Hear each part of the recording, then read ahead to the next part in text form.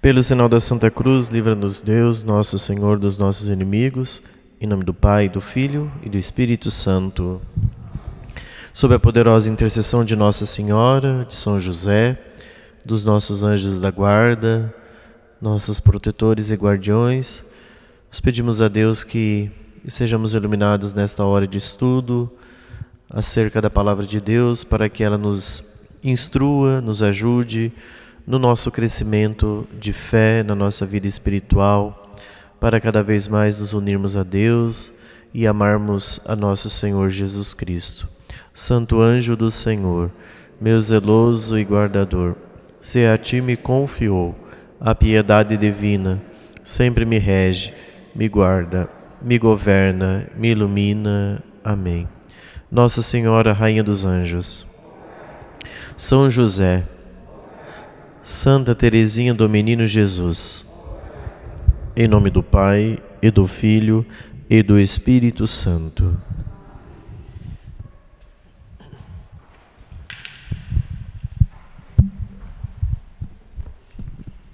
Muito bem, então nós estamos tratando a respeito do Evangelho de São João. Na semana passada nós fizemos uma pequena introdução ao Evangelho e começamos a fazer a leitura do prólogo. E encerramos no início do primeiro sinal de Jesus, que é as bodas de Caná, no capítulo 2 do Evangelho de São João. Então, tomando o capítulo 2 de São João, nós vamos falar então deste primeiro sinal de Jesus, que é as bodas de Caná, no capítulo 2. Lembrando que nós estávamos desde o capítulo 1, versículo 19, falando da semana inaugural de Jesus, onde vimos os dias daquela primeira semana, que conclui na festa de casamento, né? Então, a festa de casamento, o 7º dia, é o ápice, né? A perfeição, quando se celebra então as bodas de Caná. Então vamos lá no capítulo 2, versículo 1. Eu mostrei também, no último encontro, toda a estrutura da primeira parte do Evangelho de São João, que está dividida em 7 sinais. Primeiro sinal, as bodas de Caná. Segundo sinal, lá no capítulo 4, que é a cura do filho do funcionário real. Terceiro sinal, no capítulo 5, a cura do enfermo na piscina de Betesda. O quarto sinal no capítulo 6, que é a multiplicação dos pães. O quinto sinal é Jesus caminhando sobre as águas. O sexto sinal no capítulo 9, a cura do cego de nascença. E por fim, o último sinal, lá no capítulo 11, que é a ressurreição, ou melhor, o reavivamento de Lázaro, ok? Então voltemos para o capítulo 2, as núpcias de Caná.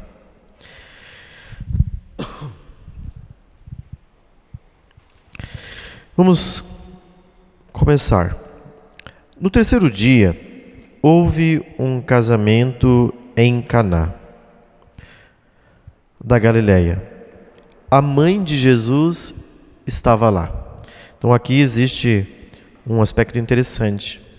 Antes de Jesus e os discípulos estarem na festa de casamento, Nossa Senhora já estava lá. Então veja, existe aqui uma antecipação de Nossa Senhora. Jesus, versículo 2, foi convidado para o casamento e os seus discípulos também. Ora, não havia mais vinho, pois o vinho do casamento havia acabado. Então a mãe de Jesus lhe disse: eles não têm mais vinho. Respondeu-lhe Jesus: que queres de mim, mulher? Minha hora ainda não chegou. Sua mãe disse aos serventes: fazei o que ele vos disser. Havia ali 6 talhas de pedra para a purificação dos judeus, cada uma contendo de 2 a 3 medidas. Jesus lhes disse: enchei as talhas de água. Eles as encheram até a borda. Então lhes disse: tirai agora e levai ao mestre-sala. Eles levaram. Quando o mestre-sala provou a água transformada em vinho, ele não sabia de onde vinha, mas os serventes que haviam retirado sabiam. Então ele chamou o noivo e lhe disse: todo mundo serve primeiro o vinho bom, e quando os convidados já estão embriagados, serve o vinho inferior. Mas tu guardastes o vinho melhor até agora. Esse foi o princípio dos sinais que Jesus fez em Caná da Galileia e manifestou a sua glória, e seus discípulos creram nele. Muito bem. Vamos tentar olhar alguns elementos que estão contidos aqui neste capítulo 2. Primeiro, aqui, quando o Evangelho começa no terceiro dia, além de nós nos lembrarmos da semana inaugural, ou seja, daquela semana que está se concluindo no sétimo dia, há um outro elemento também que no Antigo Testamento, não somente no Antigo, mas também no Novo Testamento, existe sempre no terceiro dia uma teofania, ou seja, uma manifestação. De fato, a maior manifestação acontecerá no terceiro dia, que é a ressurreição de Jesus. Ela é a teofania, porque a palavra teofania significa justamente isso, manifestação de Deus. Theos, Deus, fania é manifestação. Então, Deus que se manifesta. Aqui nós temos então a primeira manifestação de Jesus, pública, no Evangelho de São João. E ela se dá num casamento. O casamento no Antigo Testamento, nós vamos encontrar desde o livro do Gênesis até o Apocalipse de São João, a Bíblia ela é escrita entre dois grandes casamentos. No livro do Gênesis, nós temos o casamento e a união de Adão e Eva, no direito natural. E no Apocalipse de São João, nós temos a união de Cristo e da Igreja. Então, toda a Bíblia ela é escrita entre dois grandes casamentos. O casamento do princípio e o casamento na plenitude, no final dos tempos, que é o casamento de Cristo e a Igreja. E esta manifestação de Nosso Senhor se dá, portanto, em um casamento. Se nós vermos também no Antigo Testamento, grandes sinais vão acontecer em casamentos, a união. Claro que não é o matrimônio tal e qual nós temos, porque o matrimônio tal e qual nós temos, como sacramento, é uma instituição divina, Cristo. O matrimônio no Antigo Testamento, ele corresponde sempre ao matrimônio de direito natural, que nós chamamos. Ou seja, pela própria natureza as pessoas se uniam e se casavam. Mas ali não havia sacramento. Para ter sacramento é preciso alguns elementos que a Igreja nos dá e Cristo nos dá. Então, um outro elemento interessante que eu já antecipei é justamente a participação da mãe de Jesus, que está na festa de casamento. Jesus também vai para a festa do casamento. Então, há a percepção de que está faltando o vinho. Interessante que quem percebe no casamento a falta de vinho não foi aquele que era o responsável pela festa. Quem percebe a falta do vinho é a Virgem Maria. Quem teria que perceber isso seriam os mordomos. Ou seja, hoje dizendo assim, aqueles que estão servindo numa festa é que vão perceber a falta. Eles mesmos que estavam na festa com essa finalidade não percebem a falta de vinho. Quem se antecipa é Nossa Senhora, que chega e diz a Jesus: eles não têm mais vinho. Outro dado importante a ser considerado é que o casamento dentro da tradição judaica, aqui nós estamos dentro desse contexto, era um casamento que se prolongava durante 7 dias. Então não era uma festa que acontecia como nós temos. A pessoa se casa, é uma noite na festa e acabou. Não, o pessoal vinha para a festa com mala e cuia. Ou seja, é uma semana onde nós vamos celebrar a alegria das núpcias. Então faltar o vinho no meio é como faltar comida. Todo mundo vai servir, chega lá, tem 300 convidados, chega mais ou menos os 100 convidados, acabou a comida. Uai, que escândalo é isso para a família. Nossa, mas convidaram 300 pessoas e prepararam um buffet para 100. Mais da metade ficou sem comida. Então, o faltar o vinho era justamente essa dimensão. Quando Nossa Senhora percebe, então, ela se antecipa e diz para o filho Jesus: eles não têm mais vinho. E aí Jesus responde a Maria: mulher, minha hora ainda não chegou. Às vezes as pessoas usam essa passagem para dizer que Nosso Senhor talvez foi ríspido com Nossa Senhora, Jesus tenha respondido de qualquer modo. Mas não. João, sendo um evangelista que escreve todo o seu evangelho numa arquitetura teológica, primeiro dado, a palavra mulher, ela já se encontra lá no livro do Gênesis, capítulo 3, versículo 15. Então, se vocês quiserem pegar o Gênesis 3, nós vamos encontrar lá o momento em que aparece a palavra mulher. Então, em nenhum momento Jesus vai chamar Maria, aqui no Evangelho de São João, de mãe. Ele sempre vai tratá-la como mulher. Se nós formos lá no Gênesis,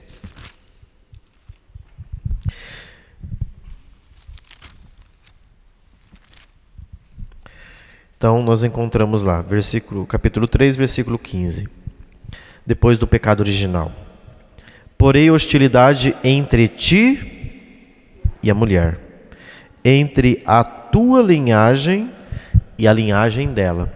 Os exegetas do Antigo Testamento dizem que aqui é um proto-evangelho, ou seja, o primeiro evangelho. Por que proto-evangelho ou primeiro evangelho?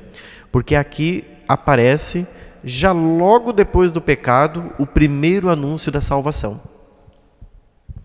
Olha o que depois que eles pecaram, então Deus vem na brisa da tarde, procura o homem, procura a mulher e diz lá: caminharás sobre teu ventre e comerás poeira todos os dias da tua vida. Então Deus está falando isso daqui para a serpente, porque ele já colocou o castigo para o homem, colocou o castigo para a mulher, agora é o castigo da serpente. E aí continua o diálogo com a serpente. Porém, hostilidade entre ti e a mulher, entre a tua linhagem e a linhagem dela. A linhagem seria o filho que nasceria dessa mulher. Ela te esmagará a cabeça e tu lhe ferirás o calcanhar. Quem esmaga a cabeça da serpente, se nós formos lá no Apocalipse 12, é Maria, a mulher. Só que no Apocalipse 12 não está dito Maria, está dito uma mulher revestida de sol, tendo a lua debaixo dos pés e sobre a cabeça uma coroa de 12 estrelas. Então, se nós formos no hebraico, né, a palavra ela te esmagará a cabeça, a palavra que está lá no hebraico é ipsa, I-P-S-A, né, que significa justamente Maria. Ela vai esmagar a cabeça, né? Então é interessante observar alguns elementos. Então, a mulher aqui é justamente para recordar aquela mulher do princípio. Lembra que São Paulo até nos diz, né? Cristo é um novo Adão. Maria é a nova Eva. Por isso que se você escrever ao contrário, Eva, o que você consegue escrever? Ave. Então, a palavra ave não é uma ave, né? Então, Ave Maria, né? Você está pensando numa ave. Não. A palavra ave, ela vem de alegra-te. É a saudação angélica. Alegra-te, cheia de graça. O Senhor é contigo. Certo? Então, Jesus trata Maria como uma mulher justamente para fazer uma relação com a mulher do Antigo Testamento, pela qual veio a desobediência e entrou o pecado no mundo. Agora, um outro tema interessante de nós observarmos aqui no Evangelho de São João é o tema da hora. Vai aparecer abundantemente o tema da hora no Evangelho de São João. A minha hora ainda não chegou. É o que Jesus diz para Maria. Mas qual é a hora de Nosso Senhor? Aí, se vocês quiserem olhar depois no próprio Evangelho de São João, marquem assim, hora, 2 pontos. Eu vou citar outras passagens das quais nós vamos ver aparecer o tema da hora dentro do Evangelho de São João. Então, São João capítulo 5, versículo 28. vai aparecer o tema da hora de novo. Depois, João 7,30. Então nós vamos ver quando a gente for lá na frente. João 7,30. João 12:23. João 13:1 e João 17:1. Então, o tema da hora vai ser um tema recorrente no Evangelho. Mas qual é a hora de Jesus? É a hora justamente para que ele veio. E quando vai chegar essa hora? Então, quando Jesus está dizendo para Maria, minha hora ainda não chegou, ou seja, o tema da hora é o tema da glorificação. Ou seja, não chegou a minha hora de me entregar ainda. E Maria está como que empurrando Jesus e dizendo, vai para a missão. E aí Jesus, de fato, realiza o primeiro sinal mediante o pedido dela.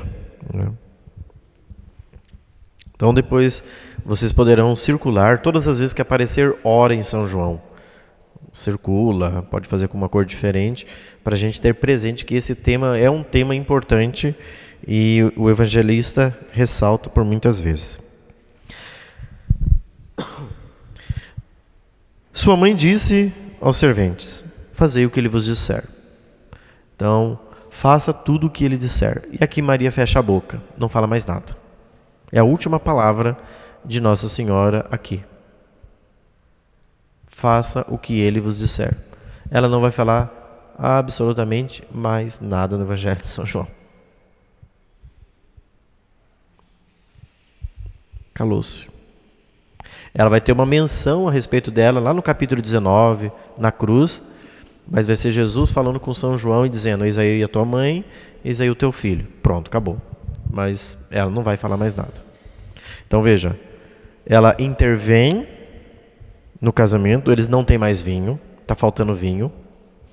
Depois, ele diz, né? Que queres de mim? Minha hora ainda não chegou. Sua mãe disse aos serventes, faça o que ele vos disser. Então Nossa Senhora só tem 2 diálogos, basicamente. Um com o filho, dizendo, acabou o vinho. E depois outro aos serventes, faça o que ele mandar. Acabou. De fato, é a Virgem do Silêncio, né? Mas se vocês querem alguém mais silencioso, é São José, que daí esse não fala nada na Sagrada Escritura, né? Nossa Senhora ainda tem 2 palavras aqui com Jesus. É claro, no Evangelho de Lucas a gente vai encontrar um diálogo com o anjo, com Isabel. Nossa Senhora vai falar mais. Estou dizendo no Evangelho de São João. Mas São José, no Evangelho de Mateus, que ele aparece, ele só tem um diálogo com o arcanjo em sonho. Ele não fala nada. Então, Nossa Senhora é a Virgem do Silêncio, mas São José é o Pai do Silêncio. Porque daí ele mesmo não fala. Então faça o que ele mandar. Esta é a palavra. Esta é a autoridade. Ele sabe o que é melhor. Versículo 6. Havia ali 6 talhas. Então, mais ou menos, para a gente calcular, as 6 talhas cabiam 450 litros. Então, eram talhas grandes, né? Que estava sendo usado ali para quê? Para purificação. Por quê? Se nós formos lá no Antigo Testamento, nós vamos encontrar que dentro da tradição judaica havia muitos ritos de purificação.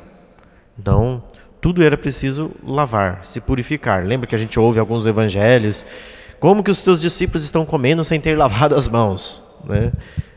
Mas aí Jesus diz, mas eles estão seguindo as tradições dos antigos. O que adianta lavar a mão, mas o prato também, e por dentro está tudo sujo. Então, a tradição judaica havia muitos rituais de purificação. Então, tinha lá, de fato, a água que estava lá pronta para ser usada para a purificação. Em cada uma delas cabia 3 medidas. Jesus disse, enchei as talhas de água, eles as encheram até a borda. Então Jesus disse, tirai agora e levai ao mestre-sala. Eles levaram, quando o mestre-sala provou a água transformada em vinho, ele não sabia de onde vinha.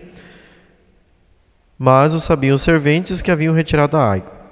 Chamou o noivo, ele disse, todo mundo serve primeiro o vinho bom, e quando os convidados já estão embriagados, serve o vinho inferior. Mas tu guardastes o vinho melhor até agora. Então, algumas coisas interessantes. Primeiro, então, que o mestre-sala nem percebe que tinha acabado o vinho. Depois que eles chamam lá o mestre-sala, ou seja, ele que estava responsável de cuidar, vamos dizer, o mestre de cerimônias, responsável de cuidar da festa, nem tinha notado, nem tinha percebido que tinha faltado vinho.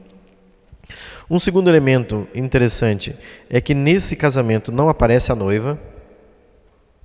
Não vai aparecer noiva, só tem noivo. O noivo está ali. Fala de casamento, mas não se fala de noiva. E outro elemento interessante dentro dessa questão das talhas, 6 talhas. Primeiro, toda vez que a gente encontrar o número 6 na Sagrada Escritura, significa imperfeição. Quando a gente encontra o 7, significa perfeição. Então, se tem 6 talhas, já está imperfeito. As talhas que estão ali são para a purificação, que os judeus costumavam fazer.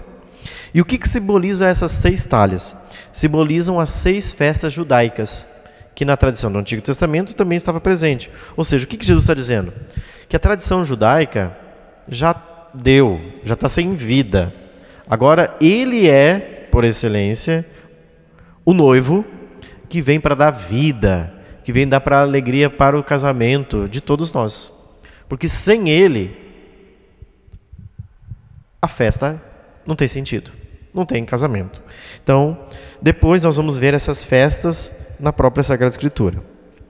Se vocês quiserem marcar as festas, elas estão todas no Evangelho de São João. Essas 6 festas que indicam justamente as 6 talhas. E que Jesus está dizendo, olha, essa festa já passou, porque essas festas judaicas não têm mais alegria. Eis que agora Jesus vem para estabelecer o casamento e uma nova festa, que é a festa e que é a aliança nupcial com todos nós, que é aquela aliança que está prevista no Apocalipse capítulo 19, que nós todos os domingos repetimos em todas as missas, não só nos domingos, mas todas as missas. Felizes os convidados a participar do banquete nupcial do Cordeiro. Qual é o banquete nupcial do Cordeiro? A Santa Missa. Depois nós podemos, num outro momento, estudar um livro bem interessante do Scott Hahn, que é chamado O Banquete do Cordeiro. A missa explicada a partir do Apocalipse de São João. Então, toda a missa nós conseguimos compreender a partir do Apocalipse. Então, a missa é bíblica, não somente católica, mas é bíblica. Tudo aquilo que acontece na missa está no Apocalipse de São João, nesse livro. Então, o Scott Hahn era um protestante que se converteu ao catolicismo através da Santa Missa. Ele ia à missa, conhecia muito Bíblia, tanto que esta obra aqui, que eu cito para vocês sempre, esses cadernos, são do Scott Hahn. Ele estudava muito Bíblia. E um dia ele decidiu ir à missa. Quando ele participava da missa católica, ele via que tudo aquilo que estava acontecendo na missa estava no Apocalipse. Ele falou assim, mas tem uma coisa errada. Então ele foi estudar a missa católica e a partir disso ele se converteu à fé católica, justamente pela participação na missa. Ele ouvia, santo, santo, santo. Ele falou, mas isso está no Apocalipse. Cordeiro de Deus que tirais o pecado do mundo. Mas isso está no Apocalipse. Ele viu os candelabros sobre o altar, ou seja, as tochas, as velas. Isso está no Apocalipse. Ele viu o incenso, está no Apocalipse. Os anjos, o incenso que sobe no altar, o trono, o altar, o cordeiro. Os símbolos dos 4 evangelistas, que está narrado no Apocalipse, que está aqui no ambão, onde se proclama a palavra de Deus.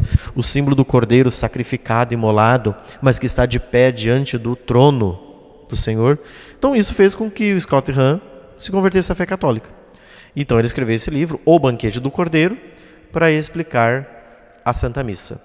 E a missa explicada, né, por um convertido, um protestante ao catolicismo, para a gente entender a partir do Apocalipse de São João. Certo? Mas um dia a gente fala sobre isso. Certo? Depois, veja o versículo 11. Esse foi o início dos sinais que Jesus fez em Caná da Galileia. Então, esse foi o sinal que Jesus fez. O sinal de transformar a água em vinho. Agora eu lhes pergunto, quando aconteceu o sinal? Ou seja, Vamos dar uma palavra melhor para vocês entenderem. Lembra que eu falei que no Evangelho de São João não existe milagre, o que existe é o sinal. Nos outros evangelhos existe a palavra milagre. Mas vamos tentar usar como sinônimo. Quando aconteceu o milagre de transformar água em vinho no Evangelho? Qual foi o exato momento?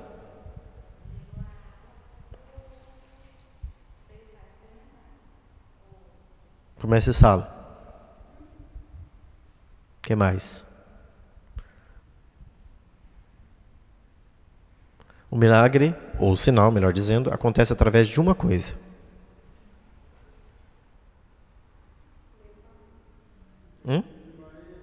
Não. Não.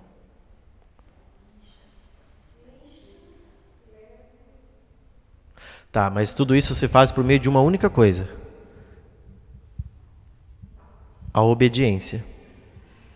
Foi a obediência dos serventes de fazer tudo da autoridade, faça o que ele mandar. Vocês vão lá e enchem as talhas. Mas vamos encher a talha até a boca, o sinal acontece. Não diz o dado momento, no momento que eles levaram a água.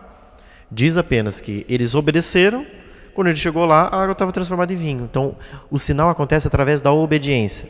Lembra que no princípio, lá no Gênesis capítulo 3, uma mulher desobedeceu as ordens e tudo deu errado?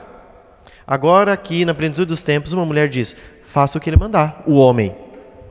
Quando a serpente veio para seduzir, ela veio e seduziu primeiro a mulher.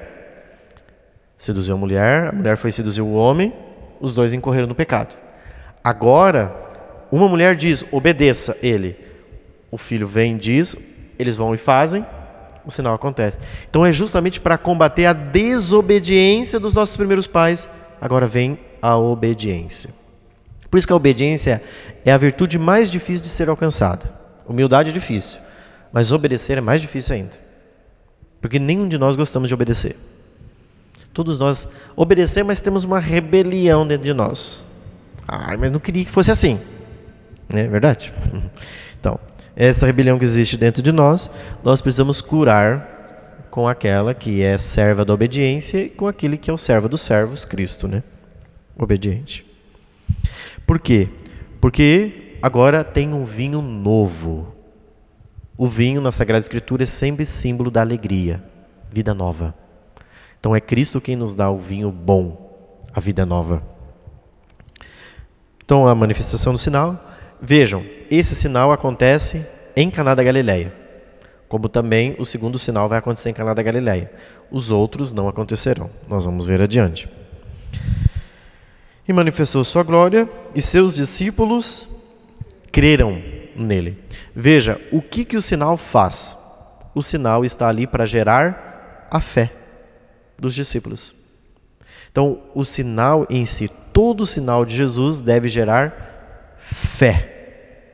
Substancialmente, todos os sinais que nós vamos olhar, até o sétimo sinal, todos eles, o fruto do sinal é a fé. Os discípulos creram nele, os discípulos aderiram a ele. Então, nosso Senhor realiza o sinal para ser como uma espécie de trampolim para nos ligar a ele, certo? Muito bem, terminou o sinal das bodas de Caná. Nós passamos então para a primeira festa, que nós chamamos a primeira Páscoa. Então lembra que eu falei que no Evangelho de São João existem 3 subidas de Jesus para Jerusalém? Então aqui vai ter a primeira subida, ou seja, a primeira Páscoa. Nos 3 primeiros evangelhos, Mateus, Marcos e Lucas, Jesus sobe uma única vez para Jerusalém. Então é uma grande subida. Aqui não, Jesus vai subir uma vez, vai subir uma segunda vez e depois vai subir uma terceira vez, que é a subida definitiva. Então aqui nós temos a primeira subida. Versículo 13. Estando próxima a Páscoa dos judeus, Jesus subiu a Jerusalém. Estão acompanhando aí? Capítulo 2, versículo 13. No templo, encontrou os vendedores de bois, de ovelhas, de pombas e os cambistas sentados. Tendo feito um chicote de cordas, expulsou todos do templo com as ovelhas e os bois. Lançou ao chão o dinheiro dos cambistas e derrubou as mesas. E disse aos que vendiam pombas: tirai tudo isso daqui, não façais da casa de meu pai uma casa de comércio. Recordaram-se então os discípulos que está escrito: o zelo por tua casa me devora. Os judeus interpelaram-no então dizendo: que sinal nos mostra para agires assim? Respondeu-lhe Jesus: destruí este santuário e em 3 dias eu levantarei. Disseram-lhe então os judeus: 46 anos foram necessários para a construção deste santuário, e tu o levantarás em 3 dias? Ele, porém, falava do santuário do seu corpo. Assim, quando ressuscitou dos mortos, seus discípulos lembraram-se o que dissera, creram na Escritura e na palavra dita por Jesus. Ponto. Então, alguns dados desse pequeno trecho, do versículo 13 até o versículo 25. Então, primeira festa que Jesus sobe a Jerusalém. Lembrando que dentro da tradição judaica, os judeus iam a Jerusalém todos os anos. Uma vez por ano, você ia para Jerusalém para celebrar a Páscoa. É que nem nós aqui do Sul para Aparecida. Uma vez por ano o povo vai para Aparecida. É mais ou menos isso. O povo ia para Jerusalém para celebrar a Páscoa. Nós vamos para Paris, né? Aparecida. Depois, o que Jesus repreende aqui? Repreende que transformaram a casa do Pai numa indústria, né? Ou seja, o templo estava tão perdido nesse sentido que havia uma exploração das pessoas para se beneficiar com o templo, né? E é justamente isso que Jesus adverte. Usavam as pessoas, até mesmo as pessoas mais pobres, para se beneficiar com o dinheiro, né? Então, a advertência de Jesus é justamente em relação a isso, a exploração dos pequenos. Por isso que ele pega e faz um chicote, né? Então, Jesus não tomou uma atitude de maneira impensada. Então, quando está dizendo aqui que ele fez, dá para você imaginar Jesus montando o chicote para descer a chicotada, né? Então, não foi uma coisa imprudente, impensada. Simplesmente ele viu o chicote e saiu atirando o chicote para todo mundo, né? Não.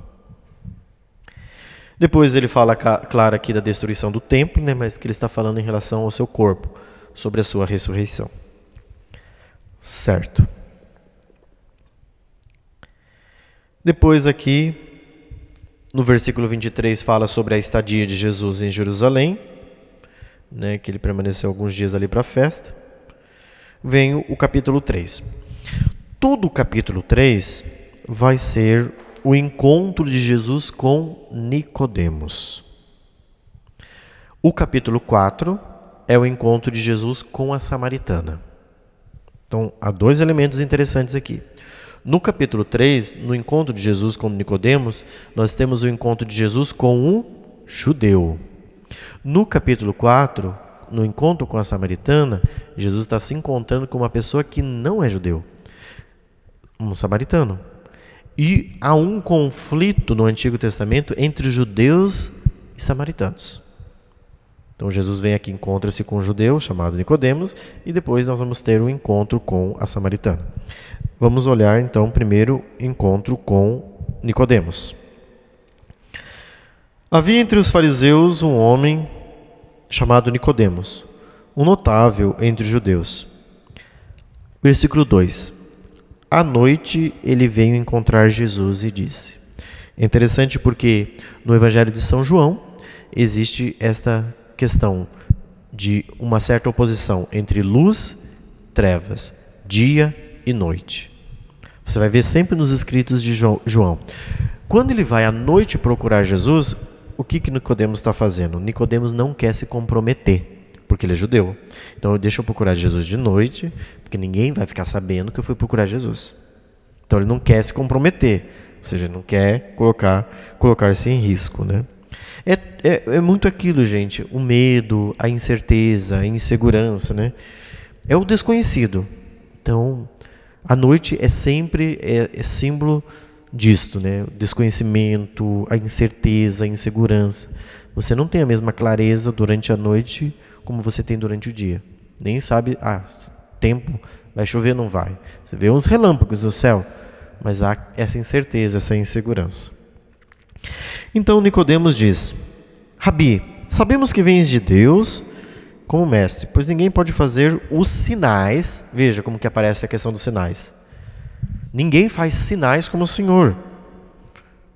Jesus respondeu: em verdade te digo, quem não nascer de novo não pode ver o reino de Deus. Disse-lhe Nicodemos: como um homem pode nascer sendo já velho? Poderá entrar uma segunda vez no seio de sua mãe e nascer? Respondeu-lhe Jesus: em verdade te digo, quem não nascer da água e do Espírito não pode entrar no reino de Deus. O que nasceu da carne é carne, o que nasceu do Espírito é Espírito. Não te admires de eu haver dito, vós deveis nascer de novo. Vamos voltar, porque senão o texto é longo e nós vamos perdendo algumas coisas aqui. Então, havia entre os fariseus um homem chamado Nicodemos.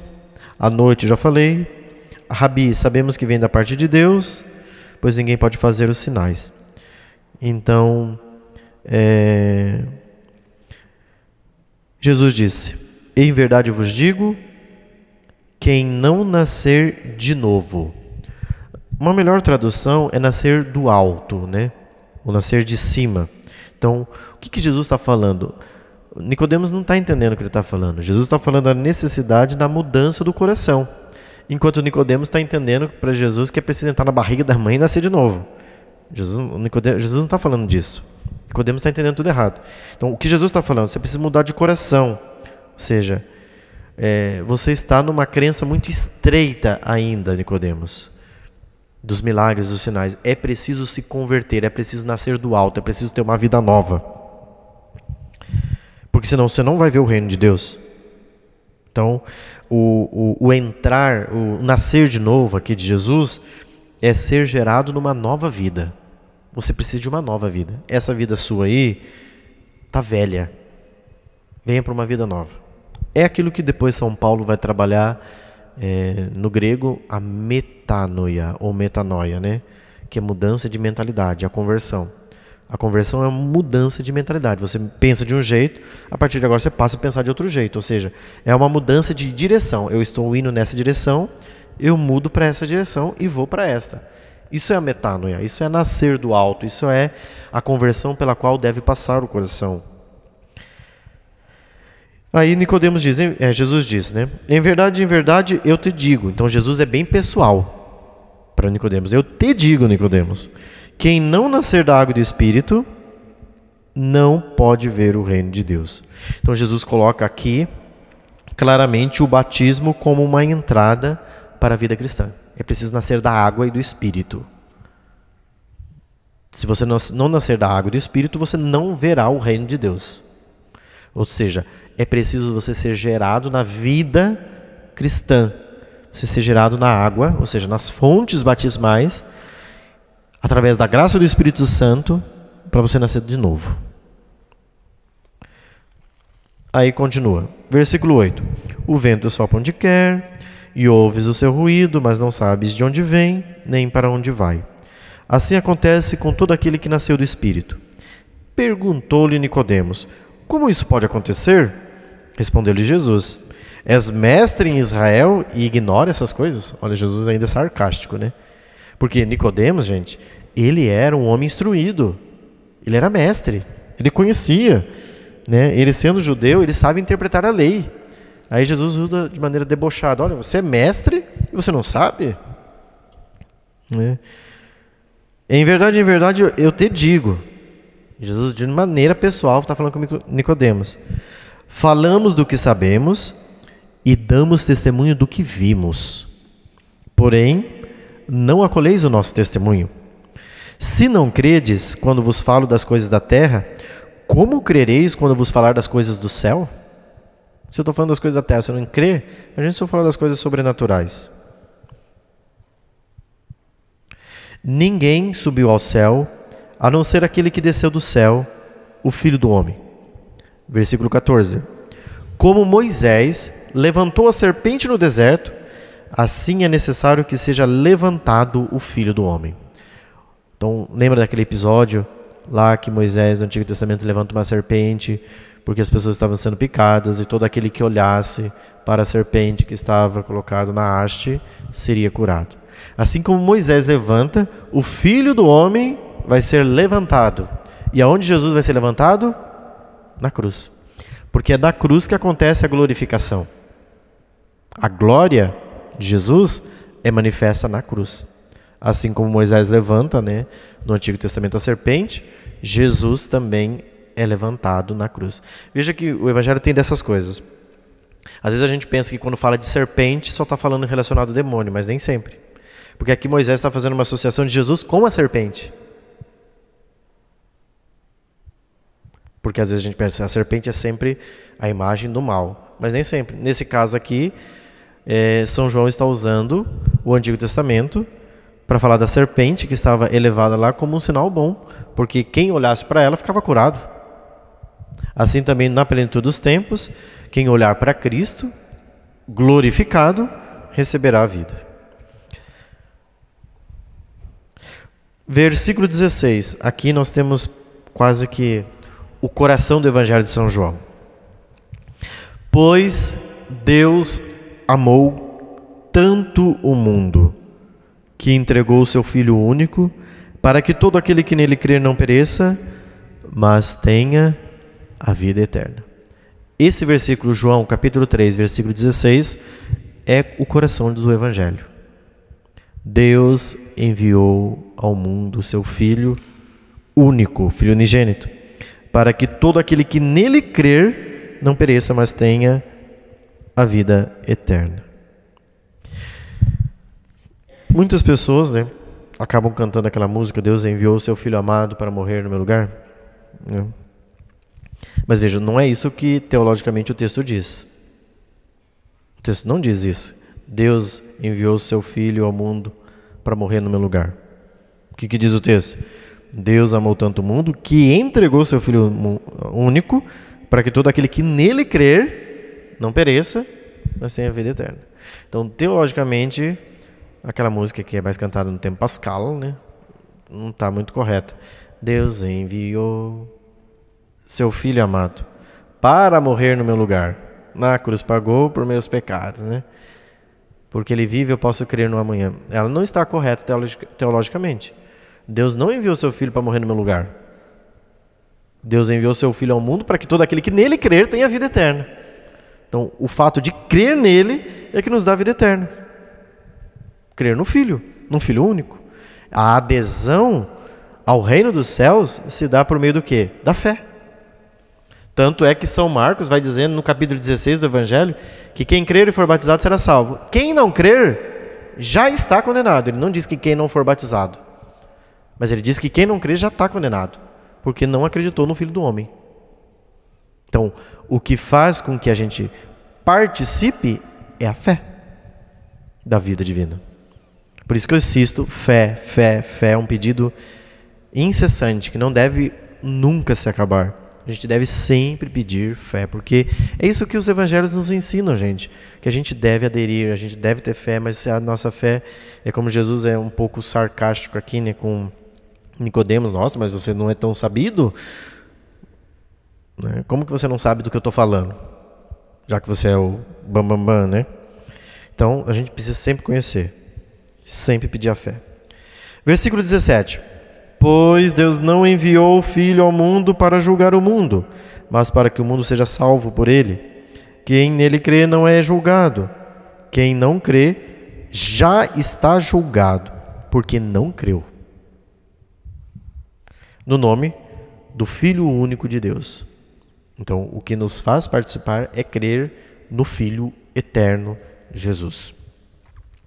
Este é o julgamento, aqui que vem aquela questão de oposição de luz e trevas. A luz veio ao mundo, mas os homens preferiram as trevas à luz, porque suas obras eram más. Pois quem faz o mal odeia a luz e não vem para a luz, para que suas obras não sejam demonstradas como culpáveis. Mas quem pratica a verdade vem para a luz, para que se manifeste que suas obras são feitas em Deus. Aí começa o ministério de Jesus na Judéia, o último testemunho de João, né? Então aparece aqui a figura de João, né? Nós não vamos entrar tanto na figura de João, porque senão a gente não consegue ver os demais sinais, né? Então aqui vai aparecer a figura de São João Batista, o seu último testemunho, mas eu não vou entrar aqui.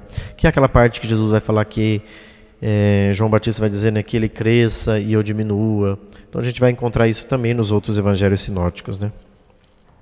Então João Batista se apresenta quase como uma espécie de embaixador, né? Certo. Capítulo 4, porque nós temos ainda muitos sinais para tratar.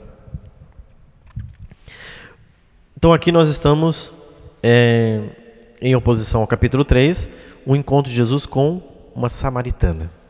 E vocês vão ver que há um conflito entre judeus e samaritanos, que quando Jesus se aproxima da samaritana, ela mesma vai falar para Jesus: como que você, sendo judeu, se aproxima de mim? Porque judeu e samaritano não se suportam. Capítulo 4, versículo 1. Quando Jesus soube que os fariseus tinham ouvido dizer que ele fazia mais discípulos e batizava mais que João, ainda que de fato Jesus mesmo não batizasse, mas os seus discípulos, deixou a Judéia e retornou à Galiléia. Então Jesus saiu lá de Jerusalém e veio de novo para a Galiléia. Era preciso passar pela Samaria. Chegou então a uma cidade da Samaria, chamada Sicar, perto da região que Jacó havia dado ao seu filho José. Ali se achava a fonte de Jacó. Fatigado da caminhada, Jesus sentou-se junto à fonte. Era por volta da hora sexta. A hora sexta é meio-dia, certo? Então, é um horário em que você está cansado. É interessante porque o poço é sempre um lugar de encontro na Sagrada Escritura. Então, se vocês vão ver lá, o poço está sempre associado com encontro e casamento, né? Querem ver só? Nós temos 3 encontros no poço. Gênesis 24, 10.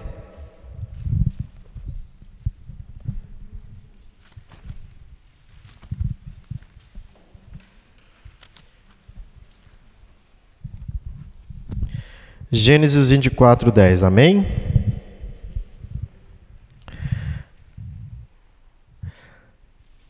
O servo tomou 10 camelos do seu senhor e, levando consigo tudo o que o seu senhor tinha de bom, pôs-se a caminho para Arã-Naraim e para a cidade de Nacor. Ele fez ajoelhar os camelos fora da cidade, perto do poço, à tarde, na hora em que as mulheres saem para tirar a água. E disse Yahvé: Deus de meu senhor Abraão, sê-me hoje propício e mostra a tua benevolência para com o meu senhor Abraão. Eis que estou junto à fonte e as filhas dos homens da cidade saem para tirar água. A jovem, a quem eu disser, inclina o teu cântaro para que eu beba, o que eu responder, bebe, e também a seus camelos darei de beber. Esta será a que designastes para o meu servo Isaque. E assim saberei que mostraste tua benevolência para com o meu senhor. Não havia acabado de falar, e eis que Rebeca, esposa de quem? De Isaque, filha de Batuel, filho de Melca, a mulher de Nacor, irmão de Abraão, trazendo o seu cântaro sobre o ombro. A jovem era muito bela, era virgem, nenhum homem dela se aproximara. Ela desceu à fonte e encheu seu cântaro e subiu. O servo correu para diante dela e disse: Por favor, deixa-me beber um pouco da água do teu cântaro. Ele respondeu: Bebe, meu senhor. E abaixou depressa seu cântaro sobre o braço e o fez beber. Quando acabou de dar de beber, disse: Vou dar de beber também a seus camelos, até que fiquem saciados. Vamos dar uma puladinha, porque o texto é longo, né? Se a gente for ler tudo. Pega lá no versículo 28, que é o que eu estou querendo. A jovem correu para anunciar aos da casa de sua mãe o que acontecera. Ora, Rebeca tinha um irmão que se chamava Labão, e Labão correu para o homem na fonte. Pois quando viu o anel e os braceletes que trazia sua irmã, e quando ouviu sua irmã Rebeca dizer: Eis como este homem me falou, ele foi ao encontro do homem e o achou ainda de pé, junto com os camelos na fonte. E ele lhe disse: Vem, bendito do Senhor, porque permaneces fora, quando já preparei a casa e o lugar para os camelos? O homem veio à casa de Labão, descarregou os camelos, deu palha e forragem aos camelos, e a ele e aos homens que o acompanhavam a água para lavar os pés. Então aqui, depois o texto todo é bem extenso, porque os textos do Antigo Testamento são. Aqui nós temos o casamento de Rebeca e Isaac. E o casamento de Rebeca e Isaac se deu na beira de um poço. Depois tem um outro, Gênesis 29, 7. Um pouquinho para frente só.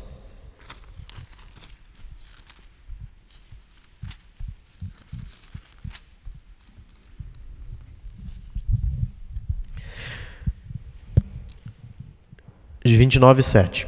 Jacó disse: É ainda pleno dia, não é o momento de recolher o rebanho. Dai de beber aos animais e retornai à pastagem. Mas eles responderam: Não podemos fazê-lo antes que se reúnam todos os rebanhos e que se retire a pedra da boca do poço. Então nós daremos de beber aos animais. Conversava ainda com eles quando chegou Raquel com o rebanho do seu pai, pois era pastora. Logo que Jacó viu Raquel, filha de seu tio Labão, e o rebanho do seu tio Labão, aproximou-se, retirou a pedra da boca do poço e deu de beber ao rebanho do seu tio. Jacó deu um beijo em Raquel e depois caiu em soluços. Ficou tão emocionado que começou a soluçar, né? Ficou apaixonado, né? Diz o ditado que um homem apaixonado é um homem derrotado, né? Aqui a gente vê de fato que é derrotado. Caiu em soluço. Então, mais um casamento. O casamento de Jacó com Raquel. Depois existe ainda um outro casamento, que é o Êxodo 2:15, mas não vamos olhar isso, que é o casamento então de Moisés. Então, vejam, os grandes casamentos do Antigo Testamento, eles se deram à beira de um poço. Então isso aqui já é um sinal. O que o poço quer dizer aqui nesse evento com o nosso Senhor? Vamos continuar o texto. Versículo 5. Já falei aqui. Versículo 7 do Evangelho de São João, viu? Capítulo 4, versículo 7. Que eu vou para lá, para cá, para lá, para cá. Uma mulher da Samaria chegou para tirar água. Vejo que todas as mulheres no Antigo Testamento também foram lá no poço para tirar água. Seus discípulos haviam ido à cidade comprar alimento. Diz-lhe então a samaritana: Como sendo judeu tu me pedes de beber? Não, eu pulei um pedacinho aqui, né? Mulher, dá-me de beber. Seus discípulos haviam ido à cidade, tal. Disse então a samaritana: Como sendo judeu tu me pedes de beber a mim que sou samaritana? Os judeus, com efeito, não se dão com os samaritanos. Jesus lhe respondeu: Se conhecesses o dom de Deus, e quem é que te diz, dá-me de beber? Tu é que lhe pedirias e eu te daria a água viva.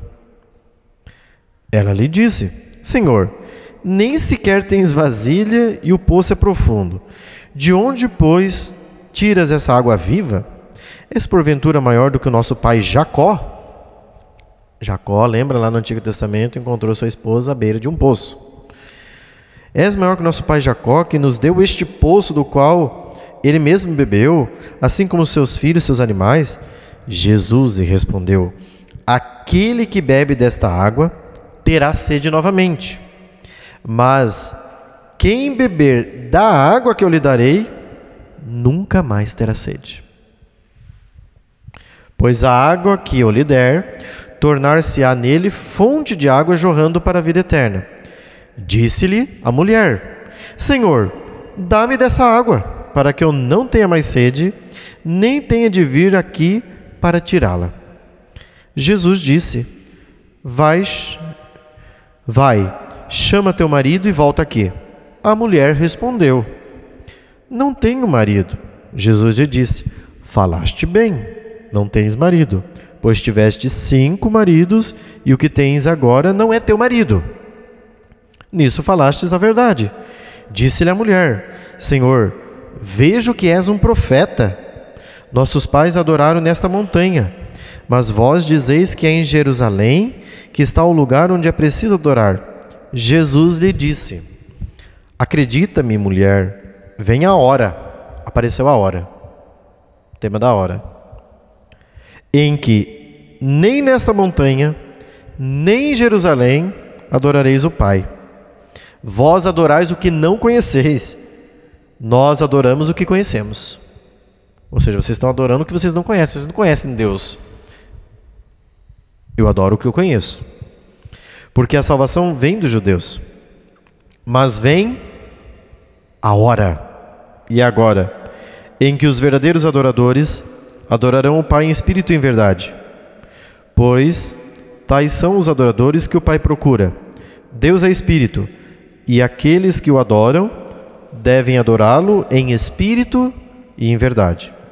A mulher lhe disse: Sei que vem o Messias que se chama Cristo. Quando ele vier, nos explicará tudo. Disse-lhe Jesus: Sou eu que falo contigo. Naquele instante chegaram seus discípulos, que foram para a cidade, e admiravam-se que falasse com uma mulher. Nenhum deles, porém, lhe perguntou: Que procuras? Ou que falas com ela? A mulher então deixou o seu cântaro e correu à cidade, dizendo a todos: Vinde ver um homem que me disse tudo o que eu fiz. Não seria ele o Cristo? Eles saíram da cidade e foram ao seu encontro. Enquanto isso, os discípulos rogavam-lhe: Rabi, come. Ele, porém, lhe disse: Tenho para comer um alimento que não conheceis. Os discípulos se perguntavam uns aos outros: Por acaso alguém lhe teria trazido algo para comer? Jesus lhes disse: Meu alimento é fazer a vontade daquele que me enviou e consumar a sua obra. Tá, vamos parar um pouco aqui porque tem muita coisa para trás aí. Certo. Deu para perceber alguns elementos dentro do texto? Vamos lá. Conflito entre judeus e samaritanos. Se vocês quiserem entender melhor sobre esse conflito, vocês podem pegar o livro de Esdras, capítulo 4. Não dá para explicar o conflito porque é um conflito antigo, lá no Antigo Testamento. Então, se vocês quiserem ler sobre esse conflito, essa divisão que existia entre judeus e samaritanos, Esdras, capítulo 4. Depois dá uma lida em casa, vocês vão entender um pouco desse conflito entre eles. Segundo ponto, Jesus está falando da água. Jesus já havia falado no capítulo 3 da água, para Nicodemos, lembra? Quem não nascer da água e do Espírito, não poderá ver o reino de Deus. No capítulo 2, nós tivemos a presença da água, também, que transformou-se em vinho. Então vejo que a água também é um elemento que está nos acompanhando. Outra coisa, quando Jesus começa o diálogo com a mulher, ele começa como uma figura de judeu para a mulher. Olha, você sendo judeu, como que você fala comigo? Um judeu não pode se aproximar de um samaritano. Só que no diálogo, o diálogo ele é crescente. Num segundo momento, a mulher reconhece ele como o quê? Como judeu? Não. Ela já reconhece ele como um profeta. Vejo que tu és um profeta. Por quê? Porque Jesus fez o que com ela? Jesus desmascarou ela. Vai lá chamar teu marido. Eu não tenho marido. Você falou a verdade. Porque você já teve 5, o que você está agora é o 6º. Nisso você falou a verdade. Então, Jesus aparece ali, naquele encontro com a samaritana, simbolizando o 7º esposo. Ou seja, o esposo perfeito. Porque ela está justamente à beira de um poço, ela vai para apanhar a água, e os maridos que ela teve, os 6 maridos, foram simplesmente todos ídolos. Agora ela tem um encontro com o esposo verdadeiro, à beira de um poço, e aquele esposo vai oferecer a verdadeira alegria. Por quê? Porque os outros 6 esposos que ela teve não ofereceram alegria. Foram transitórios, passageiros. Agora ela encontra-se com o verdadeiro esposo, que é Cristo, que vai dar a ela uma água viva. Mas não para por aí. Depois que ela reconhece Jesus como um profeta, ela vai abaixo reconhecer Jesus como um Cristo. Mas olha, nós ficamos sabendo que está para vir o Cristo. Aí Jesus diz, sou eu. Então veja, olha a gradualidade. Primeiro ela reconhece Jesus como judeu. Depois ela reconhece Jesus como um profeta. Abaixo, Jesus se torna o Messias. Mas depois, não bastando isso, ela vai à cidade, conta para as pessoas, eu encontrei o Cristo, o Salvador, aquele que nós ouvimos falar no Antigo Testamento. Então veja, a gradualidade que o encontro de Jesus com a samaritana provocou na vida dela. Primeiro judeu, profeta, Messias, Cristo Salvador. Então ela reconhece em Jesus o Salvador. Jesus, portanto, instaura na vida daquela mulher uma nova vida. Então existe ali uma evolução. Todos os maridos que ela teve eram falsos deuses. Agora ela encontrou-se com Deus verdadeiro, que é o esposo Cristo. Muito bem. Depois, Jesus fala do alimento. Meu alimento é fazer a vontade do Pai. Vocês vão entender bem isso quando a gente ver o 4º sinal. Nós só vimos um sinal até agora. No 4º sinal, haverá alguns elementos bem interessantes que ajudarão a compreender justamente que o alimento que Jesus está falando é Ele mesmo, de fazer a vontade do Pai. Certo. Versículo 39 do capítulo 4. Olha o que o encontro da samaritana provocou. Muitos samaritanos daquela cidade creram nele por causa da palavra. Por que a fé cresce? Por causa da palavra. São Paulo depois vai dizer na carta aos Romanos que como que nasce a fé? Não. A palavra é um instrumento, mas a fé nasce do ouvir, da escuta. Isso já está no Novo Testamento, no Antigo Testamento, lá em Deuteronômio, capítulo 6, versículo 5. Shema Israel, ouve Israel, escuta. A fé nasce da escuta. Escuta, Israel, o Senhor nosso Deus é o único Senhor. Amarás o Senhor teu Deus de todo o teu coração, de toda a tua alma, de todo o teu entendimento. Então, a fé nasce da escuta. Da escuta da palavra, onde você adere à palavra e se torna obediente à palavra. Então, o que os samaritanos experimentaram? Experimentaram a fala daquela mulher, e a fala dela foi tão eloquente que eles creram na palavra dela. Ela de fato encontrou seu Cristo, porque o Cristo desmascarou ela. Ele foi lá e falou a vida dela sem saber de nada. Ele encontrou com ela à beira do poço e contou a vida dela. Uma das coisas mais fascinantes, gente, que o encontro com Deus deve provocar em nós é isso. Deus nos desmascara. E é às vezes a parte mais dolorosa da conversão, que as pessoas ficam mais, vamos dizer, quase que deprimidas. Porque daí, quando chega no momento da história que Jesus mostra assim, o miserável que nós somos, a miséria que nós somos. E a gente não gosta de ver a miséria. A gente gostaria que Jesus dissesse: como você é lindo, meu filho. Tu és meu eleito. Eu te escolhi porque você é gracioso, né? Esse seria o desejo de todos nós, que Jesus nos elegesse, nos escolhesse pela nossa beleza. Mas Deus não nos escolhe e nos ama porque somos belos. Ele nos dá a beleza justamente porque Ele nos escolheu, por sermos miséria. Ponto. Então, o encontro com Jesus, num dado momento, precisa ser esse conflito, onde a gente enxerga a nossa pequenez e diz: poxa, Jesus veio me desmascarar. Eu vivia com as faixas, tentando me esconder, com as minhas máscaras, tentando esconder, mas diante dele é como o encontro com a samaritana. Ele tirou as máscaras dela. Nossa, você disse a verdade, vai lá chamar teu esposo. Não, mas eu não tenho. Tá, não tem mesmo, porque o que você está é o 6º. Você já teve outros 5 para trás, hein, minha filha? Daí ela cai em si. Nossa, ele está olhando para dentro de mim. Não só está vendo aqui uma mulher samaritana. Então a mulher dava testemunho. Ele me disse tudo o que fiz. Tá lá, ó. Muitos samaritanos daquela cidade creram nele por causa da palavra da mulher que dava testemunho. Ele me disse tudo o que eu fiz. Ele me revelou. Por isso os samaritanos vieram até ele pedindo-lhe que permanecesse com eles. E ele ficou ali 2 dias. Bem mais numerosos foram os que creram por causa da palavra dele. E diziam à mulher: já não é por causa dos teus dizeres que cremos. Nós próprios ouvimos e sabemos que esse é verdadeiramente o Salvador do mundo. Então, num primeiro momento, a conversão da samaritana levou outras pessoas a Cristo. Por aquilo que a samaritana foi falar para o povo: olha, eu vi o Cristo, eu encontrei-me com ele.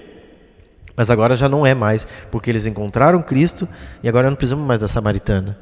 A gente vê aqui e testemunha: esse verdadeiramente é o Cristo.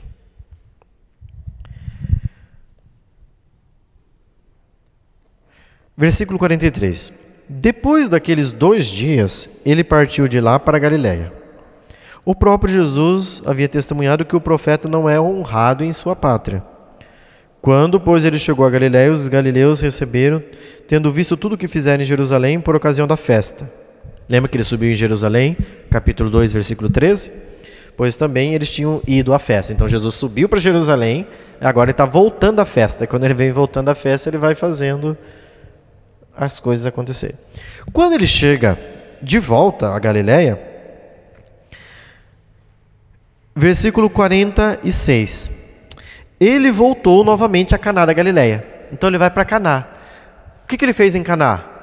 Realizou o primeiro sinal. Então ele voltou de novo em Caná.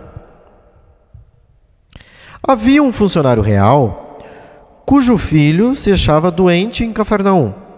Ouvindo dizer que Jesus viera da Judéia para a Galiléia, ou seja, ele voltou de Jerusalém para a Galiléia, foi procurá-lo e pedir-lhe que ele descesse e curasse o filho que estava à morte. Disse-lhe Jesus: se não virdes sinais e prodígios, não crereis? Ou seja, se vocês não verem os sinais acontecer, vocês não vão ter fé, gente? Jesus faz uma interrogação: vocês não estão crendo? Eu já fiz um sinal para vocês crerem, vocês não creram. Vocês querem ver mais sinais? O funcionário real lhe disse: Senhor, desce antes que meu filho morra.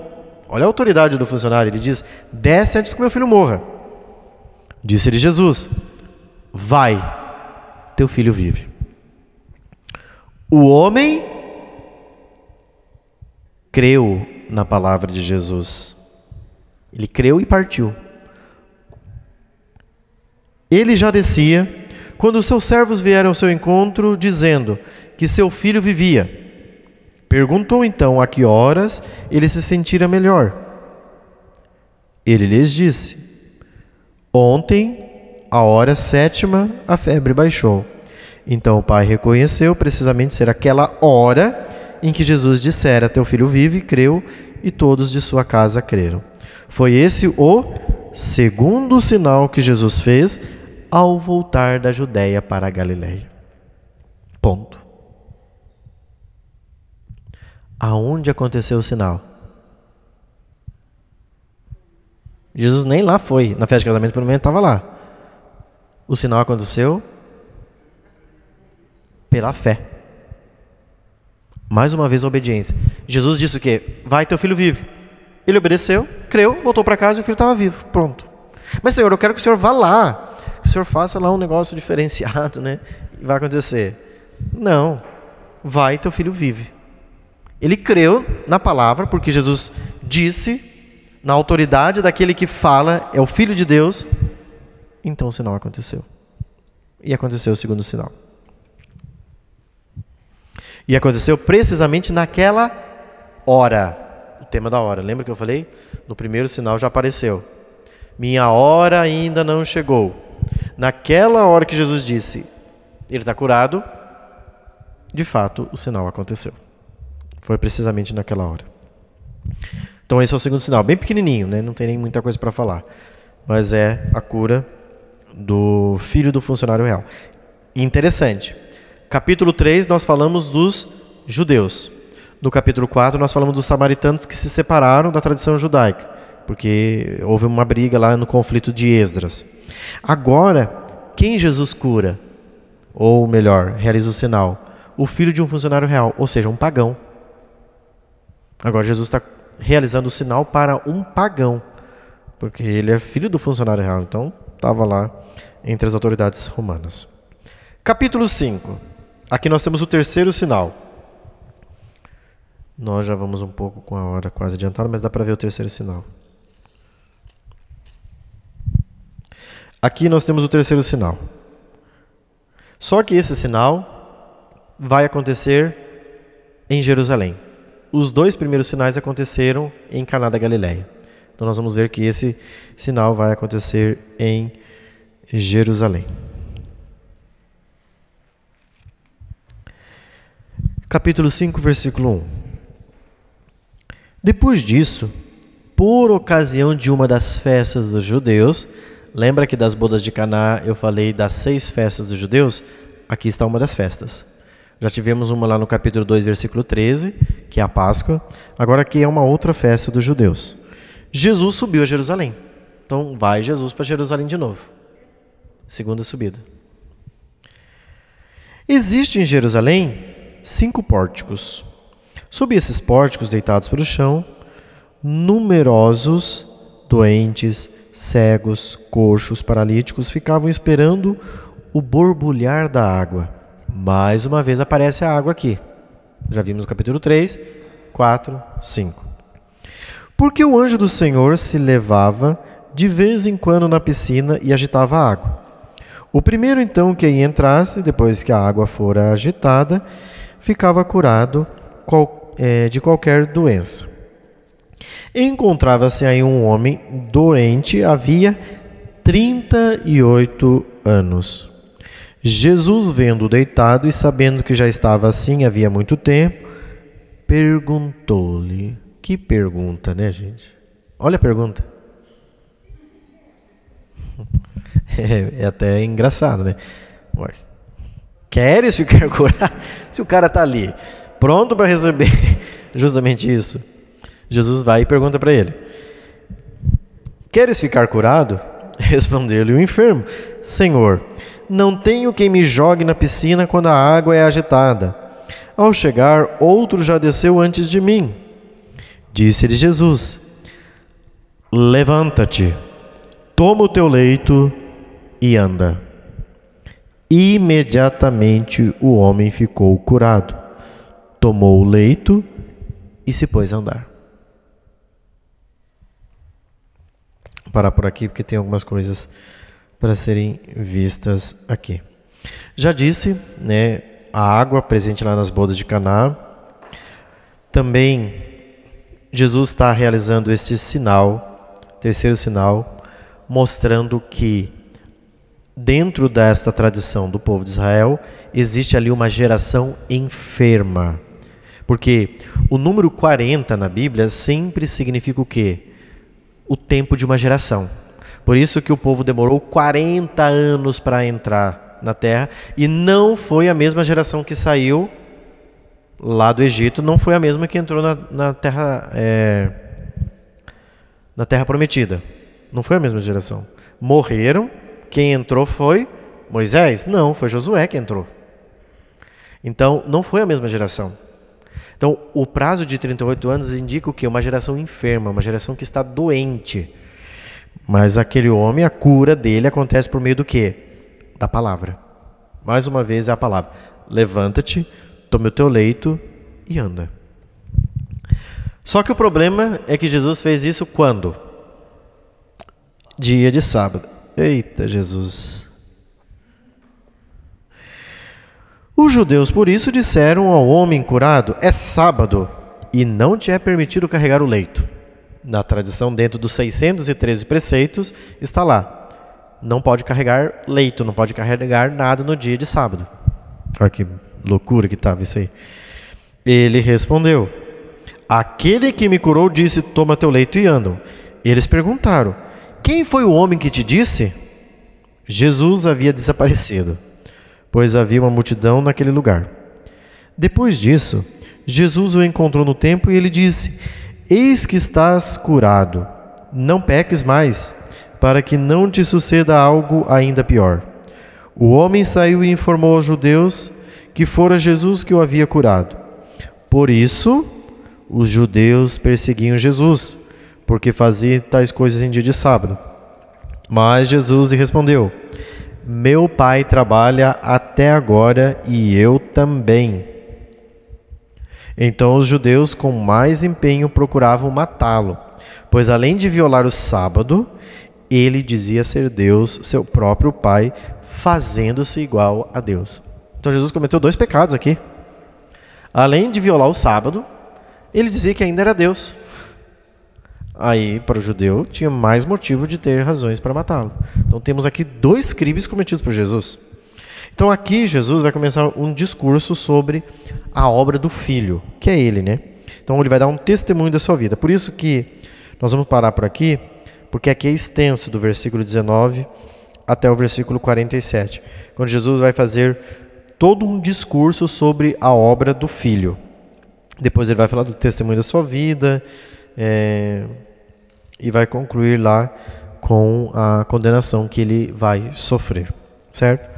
E aí no capítulo 6 vem o 4º sinal de Jesus, que é o sinal do pão da vida, certo?